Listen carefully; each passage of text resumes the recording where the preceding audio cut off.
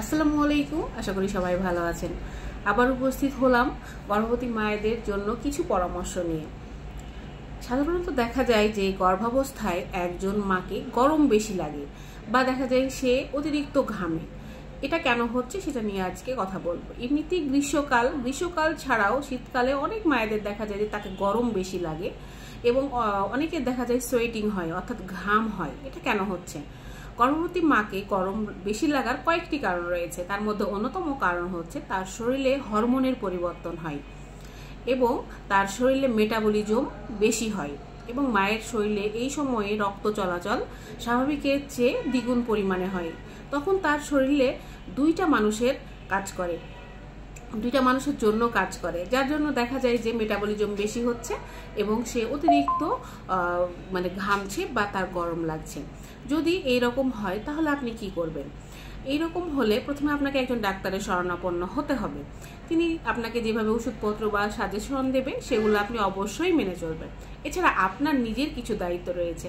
দায়িত্বটা হচ্ছে যে এই সময়ে অতিরিক্ত গরম হলে আপনি চেষ্টা করবেন যে সুতি ঢিলেঢালা জামা পরার এবং আপনি নিজেকে হাইড্রেটেড রাখবেন, অর্থাৎ আপনার শরীরে যেন পানির পরিমাণটি ঠিক থাকে সেটা খেয়াল রাখতে হবে। আপনাকে ঘন ঘন পানি খেতে হবে। দিনে অবশ্যই 3 থেকে 4 লিটার পানি খাওয়ার চেষ্টা করতে হবে। তরল খাবার বেশি করে খাওয়ার চেষ্টা করবে।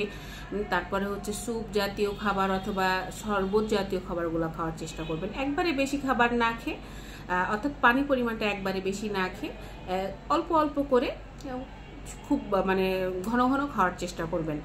এবং এই সময়ে আপনার ঘরের, অর্থাৎ আপনি যে রুমের ভিতরে থাকবেন সেই রুমে যেন পর্যাপ্ত পরিমাণ বাতাসের ব্যবস্থা থাকে সেটা খেয়াল রাখবেন। রোদ্রে না গিয়ে চেষ্টা করবেন রোদ থেকে একটু নিজেকে বাঁচিয়ে রাখার। বাইরে গেলেও যেন ছাতাটা ব্যবহার করেন সেটা মাথায় রাখতে হবে। এবং সকাল 10টা থেকে 3টা এই সময়ের মধ্যে রোদে না যাওয়ার চেষ্টা করবেন।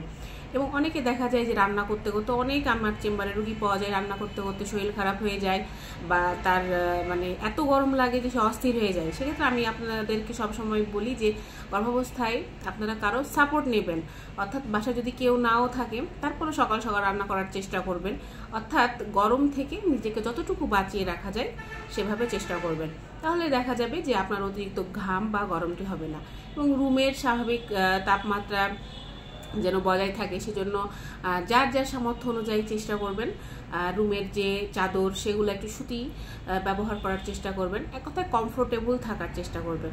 তাহলে দেখা যাবে যে অতিরিক্ত ঘাম বা যে অতিরিক্ত গরম লাগা থেকে আপনারা এই ক্ষুদ্র নিজের চেষ্টার মাধ্যমে বাঁচতে পারবেন।